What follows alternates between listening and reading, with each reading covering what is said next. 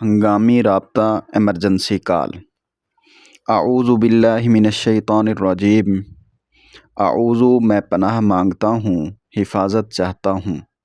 یہ اعوذ سے نکلا ہے جس کے معنی کسی شر اور برائی سے بچنے کے لیے کسی مضبوط ترین سہارے کی طرف رجوع کرنا اور اس سے چمٹ جانا جہاں آپ کا دشمن آپ کا کچھ نہ بگاڑ سکے۔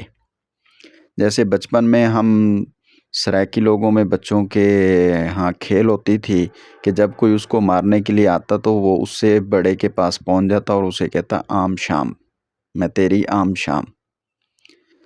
تو اس کا مطلب یہ ہوتا تھا کہ وہ دوسرا لڑائی والا مارنے والا اسے نہ مار سکے۔ تو اسی طرح یہ اعوذ کا معنی ہوتا ہے اللہ کے سپرد کرنا خود کو۔ باللہ اعوذ میں پناہ چاہتا ہوں، باللہ اللہ کی، کائنات کے خالق اور مالک کی جو ہر چیز پر قادر ہے، من الشیطان شیطان سے یعنی شیطان کے شر سے بچنے کے لیے۔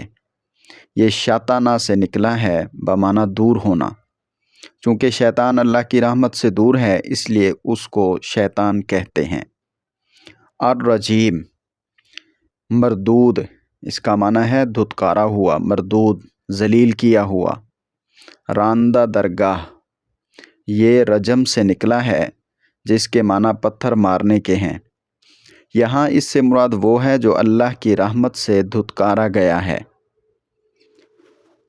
سورۃ النحل اس کی اندر آیت موجود ہے، فَإِذَا قَرَأْتَ الْقُرْآنَ فَاسْتَعِذْ بِاللَّهِ مِنَ الشَّيْطَانِ الرَّجِيمِ۔ ترجمہ: پھر جب تم قرآن پڑھنے لگو تو اللہ کی پناہ مانگ لیا کرو۔ پناہ کا معنی جائے امن، تحفظ کی جگہ، مصیبت سے بچنے کے لیے ٹھکانہ اور سہارا، اللہ کا سہارا لے لیا کرو۔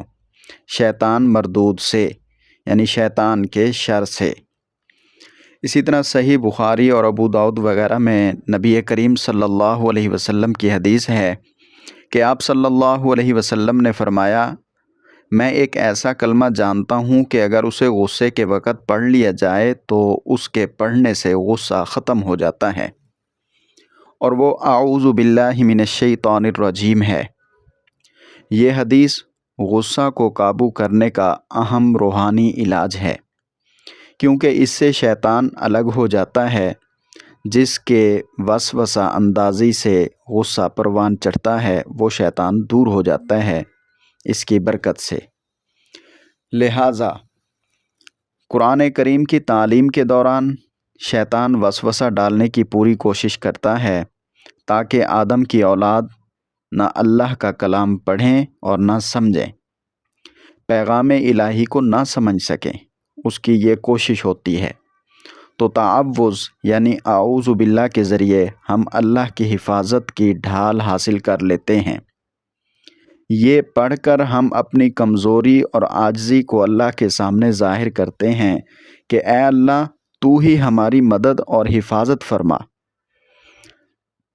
ہم خود اپنے کھلے دشمن شیطان کو شکست نہیں دے سکتے۔ اس طرح مزید یہ کہ زبان اور دل شیطانی اثرات سے اس کے پڑھنے کی وجہ سے پاک ہو جاتے ہیں تاکہ کلام الہی کا نور دل میں اتر سکے۔